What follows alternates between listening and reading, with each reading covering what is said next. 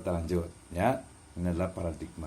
Post positivisme, ini tokohnya ada R. Popper, ya, kemudian juga tentu saja ada Thomas Kuhn dari kalangan madhab Frankfurt Prancis gitu ya. Argumentasinya post positivisme adalah perbedaan ilmu alam dan manusia, ya, serta tindakan manusia yang tidak bisa diprediksi gitu ya.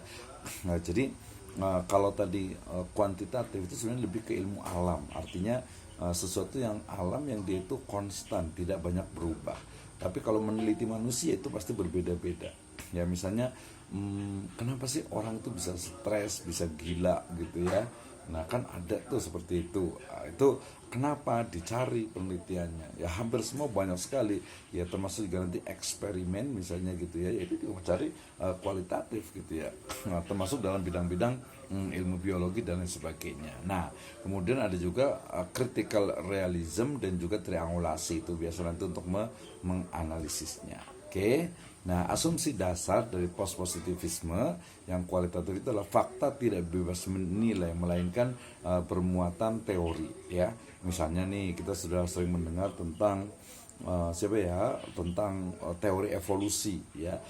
Nah, kenapa muncul teori evolusi? Jawabannya itu adalah karena memang teori yang dikembangkan itu ya dari seorang Charles Darwin yang memiliki pemikiran materialisme ya. Materialisme itu adalah paham ya, ideologi yang menganggap bahwa semua yang ada di dunia itu memiliki materi gitu ya. Jadi yang imaterial itu dianggap tidak ada. Jadi semua itu adalah materi yang bisa dicerna oleh panca indera gitu ya.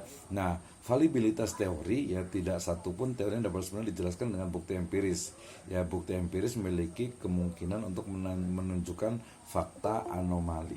Ya jadi kadang kita nggak ini ya, jadi sesuatu yang mungkin apa ya, berbeda teorinya. Misalnya manusia itu biasa takut dengan kematian ya, takut dengan meninggal gitu ya. Tapi kalau kita lihat misalnya tuh apa, pejuang-pejuang Hamas misalnya, mereka tuh bukan takut, malah berani gitu ya. Dalam Islam sendiri yaitu malah mereka tuh malah pengennya tuh meninggal, pengennya tuh mati syahid gitu. Itu kan unik gitu ya.